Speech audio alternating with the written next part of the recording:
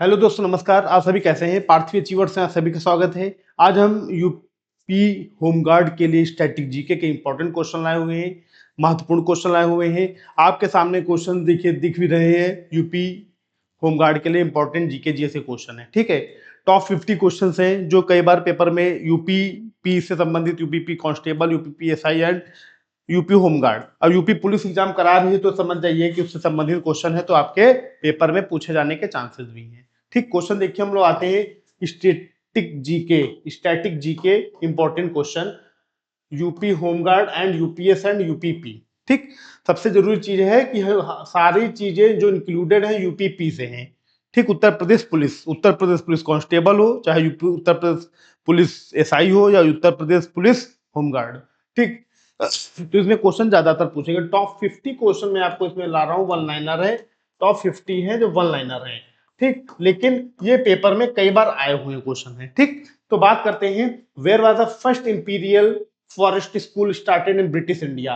तो ब्रिटिश भारत में पहला इंपीरियल फॉरेस्ट स्कूल का शुभारंभ कहाँ हुआ? तो देहरादून में हुआ। कहाँ हुआ? देहरादून में हुआ, जो उत्तर भारत में देहरादून है। दून जो घाटियां हिमाचल प्रदेश उत्तराखंड के अंतर्गत आती।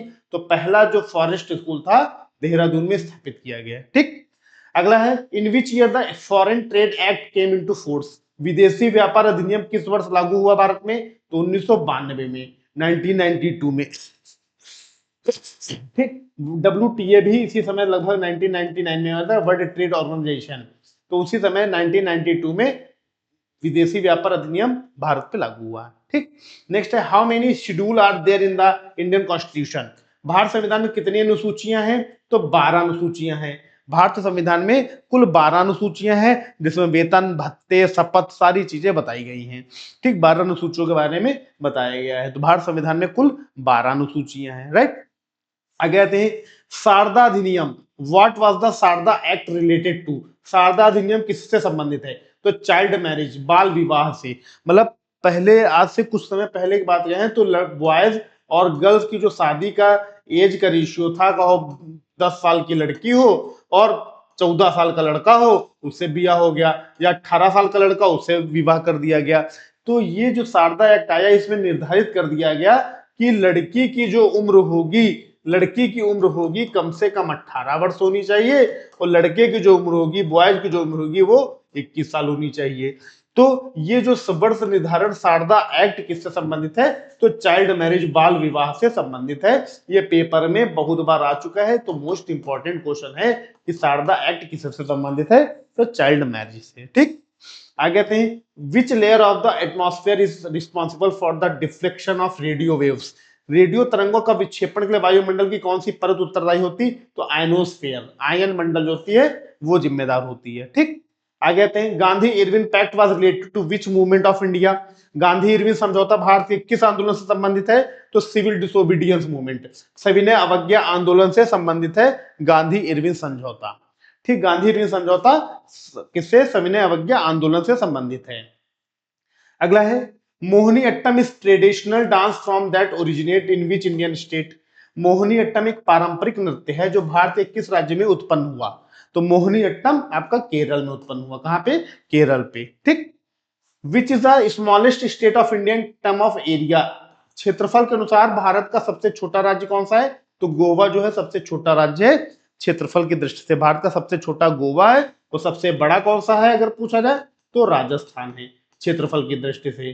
ठीक, जनसंख्या में उत्तर प्रदेश सबसे ज्यादा है, वैसे सबसे कम तो सिक्किम। ठीक, आगे चलते, which revolution was associated with Operation Flood launch in January 1917। जनवरी 1970 में शुरू किया गया ऑपरेशन फ्लड से कौन सी क्रांति संबंधित है? तो श्वेत क्रांति। कौन सी क्रांति? तो श्वेत क्रांति संबंधित है, व्हाइट रिवॉल्यूशन। ठीक,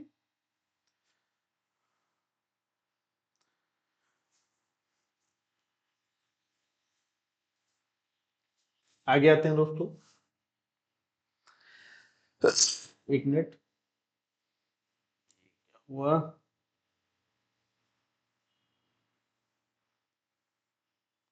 क्वेश्चन आ नहीं रहा पूरा, ये प्रॉब्लम।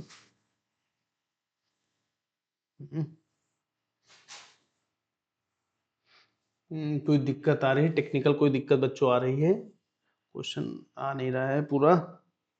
ठीक।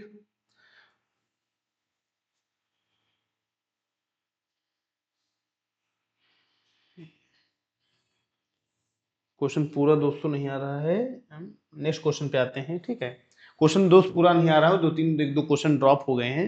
ठीक, लेकिन उनको हम आगे करा देंगे। ठीक, आगे आते हैं, who founded the Maurya empire, Maurya साम्राज्य की स्थापना किसने की थी? तो चंद्रगुप्त मौर्य ने मौर्य साम्राज्य की स्थापना की थी। और किस वंश का समाप्त किया था? तो इन्होंने नंद वंश को समाप्त किया था। नंद वंश था, इसको इन्होंने क्या किया था? खत्म किया था। और चंद्रगुप्त मौर्य ने मौर्य वंश की स्थापना की थी कहां पे? तो मगध में। मगध साम्राज्य को इन्होंने डेवलप किया था। ठीक, और इनके जो गुरु थे वो कौन थे? वो चाणक्य थे। ठीक, who wrote the Indian national anthem जनगण मन? जनगण मन किसने लिखा था? तो रविन्द्रनाथ टैगोर ने जनगण मन लिखा था, भारत का राष्ट्रगान। ठीक, between whom as the first battle of Panipat 1526 fought between, Panipat की पहली लड़ाई 1526 किसके बीच हुई? बाबर एंड इब्राहिम लोधी। बाबर और इब्राहिम लोधी के बीच हुई, जिसमें बाबर विजय हुआ, इब्राहिम लोधी पराजित हो गया। बाबर विजय हुआ, बाबर का पहला आक्रमण, और यहीं से ही भारत में मुगल साम्राज्य की स्थापना हो जाती है। यहीं से ही भारत में मुगल साम्राज्य की स्थापना हो जाती है। ठीक, पानीपत की पहली लड़ाई 1526 से ही भारत में दिल्ली सल्तनत की समाप्ति होती है और मुगल साम्राज्य की स्थापना हो जाती है। ठीक, आगे है, which dynasty known as the golden age of India? Bharat का स्वर्ण युग किस राजवंश को कहा जाता? तो गुप्त वंश को। गुप्त डायनेस्टी को स्वर्ण युग कहा जाता है। क्यों? क्योंकि चित्रकला से लेकर आर्ट एंड कल्चर, इन सबसे ज्यादा काम कौन? गुप्त साम्राज्य ने किया, गुप्त वंश ने किया। ठीक, और गुप्त वंश में ही आर्यभट्ट, ठीक, पाणिनि, बाणभट्ट, इन लोगों ने, चरक, सुश्रुत, इन लोगों ने, इनके काल के ही ये लोग महान व्यक्तित्व हैं जिन्होंने देश के तो विज्ञान, चिकित्सा पर सबसे ज्यादा काम किया, और इसीलिए से स्वर्ण युग गुप्त काल को कहा जाता है। और गुप्त काल में ही वो क्या बोलते हैं, शतरंज खेल का भी इन्हीं टाइम पे ही सबसे ज्यादा प्रचार, सबसे ज्यादा नाम हुआ। भारत से ही शतरंज गया है, और गुप्त काल से। ठीक, आगे चलते हैं। Which Indian language of the first granted classical language state in India? Bharat में पहली बार किस भारतीय भाषा को शास्त्रीय भाषा का दर्जा दिया गया था? तो तमिल को। क्लासिकल लैंग्वेज कौन सी? तमिल को ये दर्जा दिया गया था। Which article of the Indian constitution provide for the post of advocate general of state? Bharat संविधान किस अनुच्छेद में राज्यों के लिए महाधिवक्ता पद प्रावधान किया गया? तो अनुच्छेद 165। मोस्ट इंपॉर्टेंट क्वेश्चन है। ठीक, अनुच्छेद 165 के तहत एक महाधिवक्ता होगा भारत का। ठीक, आगे चलते हैं फटाफट। When was the Delhi Lahore bus service first introduce? Delhi Lahore बस सेवा पहली बार कब शुरू की गई? तो 1999 में दिल्ली लाहौर बस सेवा शुरू की गई। ठीक, अगला है, विच natural resources called liquid gold? किस प्राकृतिक संसाधन को तरल सोना कहा जाता है? तो पेट्रोलियम को तरल सोना कहा जाता है। ठीक, where is the headquarter of the world trade organisation located? विश्व व्यापार संगठन का मुख्यालय कहां स्थित है? तो जेनेवा, स्विट्जरलैंड में वर्ल्ड ट्रेड ऑर्गेनाइजेशन का मुख्यालय है, WTO का मुख्यालय है। ठीक दोस्तों, ये इसमें क्या हो जा रहा है भाई? Next, who was the viceroy of India at the time of partition of Bengal? Bengal का जब विभाजन हुआ तो भारत का वायसराय कौन था? तो लॉर्ड कर्जन जो था भारत का वायसराय था। लॉर्ड कर्जन भारत का वायसराय था।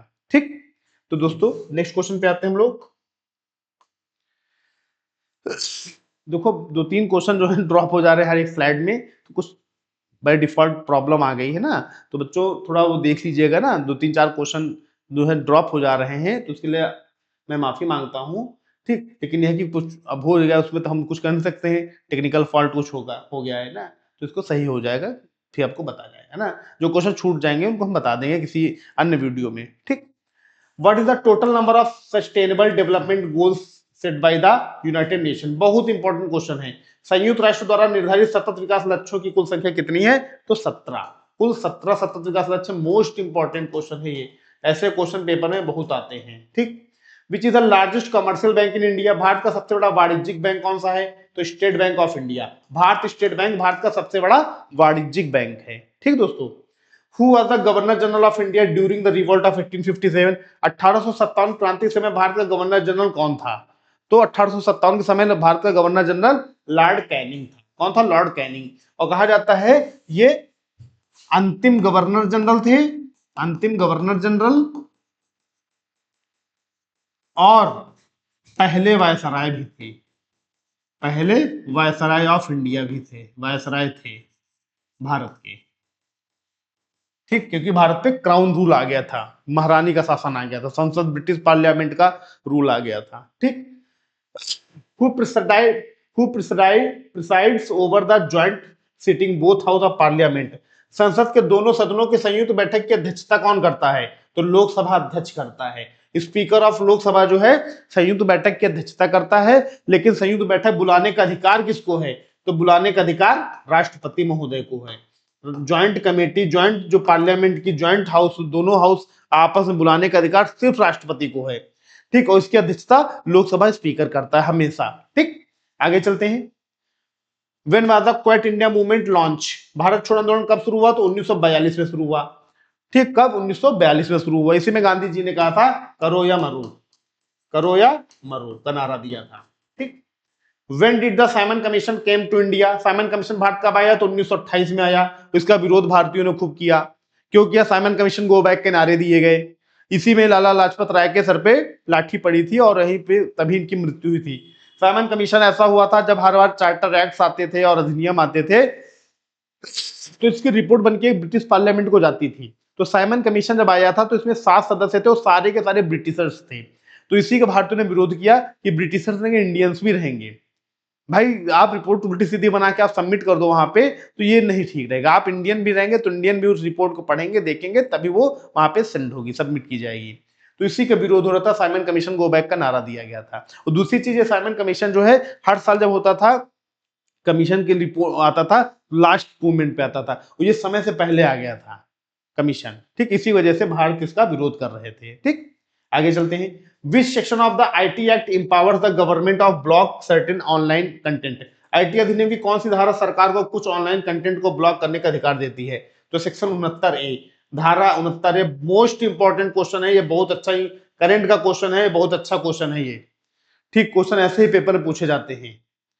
नेक्स्ट है, संयुक्त राष्ट्र सुरक्षा परिषद में कितने स्थायी सदस्य हैं?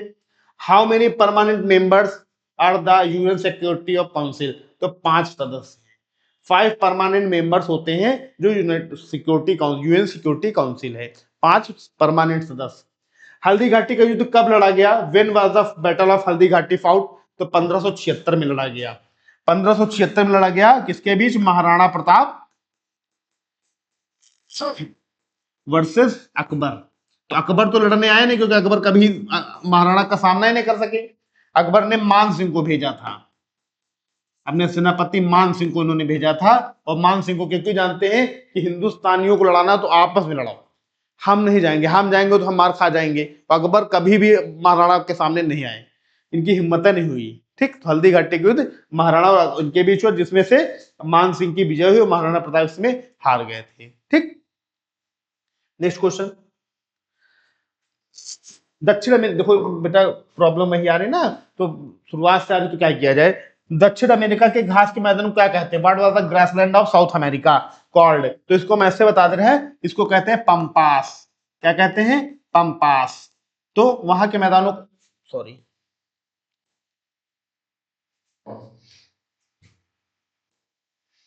दोस्तों प्रॉब्लम थोड़ा आ गई है।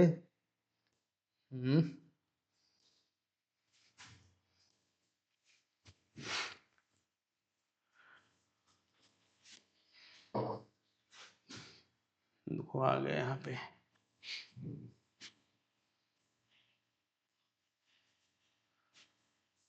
ये देखो क्वेश्चन वो भी आ गए हैं ना। बंगाल में लॉर्ड कर्जन। अब देखो किस जीव को किसानों का मित्र कहा जाता है? देखो ये क्वेश्चन आ गया ना, तो केचुए कहा जाता। भारत में लोकहित याचिका पीआईएल की शुरुआत किस न्यायाधीश द्वारा की गई? देखो क्वेश्चन आ गए हैं, प्रॉब्लम थी, सही हो गई है ना, अभी बात हुई मेरी तो सही हो गई है। तो देखो मैं फिर से बार रिपीट कर दे रहा हूं, तो भारत में लोकहित याचिका की शुरुआत किस न्यायाधीश द्वारा हुई? तो न्यायमूर्ति पीएन भगवती। ये सब मैंने बता ही दिया था आपको, ठीक। तो पीआईएल दायर की जाती है तो भगवती पीएन भगवती जी ने इसको शुरुआत की थी, ठीक। नेक्स्ट क्वेश्चन पे आते हैं, ये भी मैंने बता दिया था आपको। ये सारी चीजें हो गई थी क्वेश्चंस, ये भी हो गए थे। हल्दी घाटी का युद्ध भी हो गया था। देखो दक्षिण के घास के मैदानों को क्या कहते हैं? What is the grassland? तो पंपास। टिबिया नामक हड्डी कहां पाई जाती है? Tibia bone is found in which part? तो टांग, लेग में पाई जाती है टिबिया नामक हड्डी। रमन मैक्सेस पुरस्कार किस देश से संबंधित है? Raman maxes award is associated with which country? तो फिलीपींस से। किससे संबंधित है? फिलीपींस से संबंधित है। ठीक दोस्तों, फिलीपींस से संबंधित है। ये सब इंपॉर्टेंट क्वेश्चन है पेपर में, मतलब जनरली ये फेंके जाते हैं हर एक पेपर में, तो इसलिए इन क्वेश्चन को आप अच्छे से प्रिपेयर करिएगा। ठीक, 7 पहाड़ों का नगर किसे कहते हैं? Which city is called the city of 7 hills? तो रोम। रोम को 7 पहाड़ों का नगर कहा जाता है। ठीक, नेक्स्ट है साधारण स्टील में कौन सा तत्व होता है? What is the element are plain carbon steel? तो लोहा व क्रोमियम। स्टील में लोहा व आयरन एंड क्रोमियम पाया जाता है, लोहा व क्रोमियम होता है। ठीक, अ सुटेबल बॉय पुस्तक के लेखक कौन है? Who is the author of the suitable boy? तो विक्रम सेठ जी अ सुटेबल बॉय के लेखक हैं, राइटर हैं। ठीक, आगे चलते हैं। एशियन डेवलपमेंट बैंक का मुख्यालय कहां है? Where is the headquarter of the Asian development bank? तो मनीला। मनीला में एडीबी का हेडक्वार्टर है। एशियन विकास बैंक ये ऐसी विकास बैंक है जो एशिया की कंट्री के, जो एशिया महाद्वीप के जो देश हैं उनको कोई मदद, दिक्कत, समस्या होती है तो एडीबी से लोग ऋण लेते हैं, लोन लेते हैं और अपने देश के लिए आगे तरक्की के लिए पैसा का उपयोग एडीबी से किया जाता है। एडीबी से पैसा लोग लेते हैं। ठीक, आगे है मैग्ना कार्टा पर किसके शासन में हस्ताक्षर हुआ? Magna carta was signed under the reign of तो जॉन सेकंड। तो जॉन सेकंड ये ब्रिटेन के महाराजा थे। कौन थे? ब्रिटेन के राजा। हिप्पोकैम्पस किस प्रकार का जानवर है? What kind of animal hippocampus? तो शीत रक्त जानवर, cold blooded animal. Cold blooded animal, इसका, इस जानवर का ब्लड जो है ठंडा रहता है। चांद बीबी कौन है? हु वाज चांद बीबी? तो बीजापुर की रानी। बीजापुर कहाँ है? कर्नाटक। और बीजापुर की रानी चांद बीबी थी। ठीक, इसीलिए कर्नाटक से जब बीजापुर बीजापुर जो था कर्नाटक में था वो अलग हुआ, उसमें यूसुफ आदिल शाह शासक थे। छत्रपति शिवाजी ने उनको पराजित कर उसको अपने कब्जे में लिया, महाराष्ट्र में मिलाया बीजापुर, और वहीं पर चांद बीबी, वहीं पर ही बीबी का मकबरा स्थित है जिसे कॉपी ऑफ ताजमहल कहा जाता है। ताजमहल की कॉपी है बीबी का मकबरा। ठीक, वो ब्लैक कलर का है, ब्लैक पत्थर से बना हुआ है। ठीक, अगला क्वेश्चन। चीन की सबसे लंबी अंतरराष्ट्रीय सीमा रेखा किस देश से लगती है? China shares it's longest international border with which country? तो इंडिया। चाइना का सबसे लंबा बॉर्डर भारत से लगता है। ठीक, आगे कहते हैं चमकदार सचिन पुस्तक किसने लिखी? हु रोट द चमकदार सचिन? तो लोकेश थानी ने लिखी। किसने लिखी? लोकेश थानी ने लिखी। ठीक, नेक्स्ट है क्रिकेट माई स्टाइल पुस्तक किसकी है? Cricket my style is by Kapil Dev. Kapil Dev साहब की किताब है क्रिकेट माई स्टाइल। ठीक, आगे आते हैं बेटा स्टैटिक जीके, तो सारी चीजें कवर अप होंगी। गोल पुस्तक के लेखक कौन है? Who wrote the book of goal? तो मेजर ध्यानचंद। ये हॉकी के जादूगर कहे जाते हैं। ठीक, हॉकी के जादूगर भारत के, बहुत ही हमारे देश के जाने माने प्लेयर और हॉकी के जन्मदाता, जनक इन्हें कहेंगे हम। वर्धा आंदोलन का संबंध किससे किससे है? Wardha movement is related to whom? तो महात्मा गांधी से। किससे? महात्मा गांधी से। नेक्स्ट, सेबी का संबंध किससे, सेबी किससे संबंधित? SEBI related to what? तो securities exchange board of India, मतलब सेबी का full form security exchange board of India. ठीक, ये खासतौर से इकोनॉमी से संबंधित है, इकोनॉमिक अर्थव्यवस्था का क्वेश्चन है ये। ठीक, अर्थव्यवस्था संबंधित है ये। एचआईवी किससे संबंधित है? HIV is related to what? तो एड्स। एड्स जो बीमारी होती है वो एचआईवी। एचआईवी का मतलब क्या होता है? HIV full form human immuno virus. HIV full form, ये जो वायरस जिसके अंदर होता है उसको एड्स की बीमारी होती है, उसको एड्स की दिक्कत हो जाती है। ठीक, एड्स की बीमारी का मतलब ये नहीं होता है हम रिलेशनशिप में ही बनाएं। एड्स और भी तरीके होते हैं कि किसी को एड्स है, उसको शेविंग किया, उसका ब्लड अगर उसमें लग गया और दूसरे की शेविंग होगी वो ब्लड अगर उसके कट गया, उसके लग गया तो उसको भी एड्स हो जाएगा। ठीक, छूने उने से नहीं होता, लेकिन ब्लड अगर वो हो गया तब दिक्कत होती है ना। तो एचआईवी वायरस जिनके अंदर होता है उनके अंदर एड्स की बीमारी होती है। ठीक, नेक्स्ट है ऑपरेशन फ्लड किससे संबंधित है? Operation flood is related to what? तो दूध। दूध संबंधित है, ऑपरेशन फ्लड दूध संबंधित है। अंडे से भी कहा जाता है, कई जगह कहीं कहीं पढ़ा गया अंडे, लेकिन दूध है, दूध। ऑपरेशन फ्लड दूध से संबंधित है। ठीक दोस्तों, तो यूपी होमगार्ड संबंधित मैंने स्ट्रेटेजी के क्वेश्चन, इंपॉर्टेंट क्वेश्चन लाए जो आपके लिए थोड़ा दिक्कत कर गई आज, क्योंकि सेटिंग में गड़बड़ी हो गई थी और उसके बाद फिर बाद में जाने के बाद फिर से ओपन हो गया और जिससे आपको सारे क्वेश्चन फिर मिल गए। ठीक, और ये जो सेक्शन था ये वन लाइनर टाइप का था। ठीक, मैं सिंगल क्वेश्चन जो है नहीं लाया, लेकिन इसमें क्योंकि समय का अभाव था थोड़ा और समय स्वास्थ्य भी ठीक नहीं लोगों का है, तो इसकी वजह से टीम काम थोड़ा उस तरह नहीं मजबूती से कर पा रही है। लेकिन यह है कि आपको कंटेंट प्रोवाइड कराने की जिम्मेदारी हम लोगों की, तो हम लोग आपको प्रोवाइड कराते रहेंगे। बस आप लोगों का सहयोग, सपोर्ट और वीडियो को लाइक करिए, चैनल को हमारे शेयर करिए, ज्यादा से ज्यादा लोगों तक पहुंचाइए। ठीक, और मेरा काम है, आपका काम वो है, मेरा काम है आप लोगों को अच्छे से बेहतर कंटेंट प्रोवाइड कराया जाए। ओके दोस्तों, तो आज क्लास हम यही समाप्त करते हैं। फिर हम जल्द ही मिलते हैं दिल्ली पुलिस के लिए, UP home guard, Delhi police, SSC GD, लेखपाल, सभी के लिए कंटेंट वीडियो आपको लिए आती रहेंगी। ओके दोस्तों, जय हिंद, जय भारत, नमस्कार।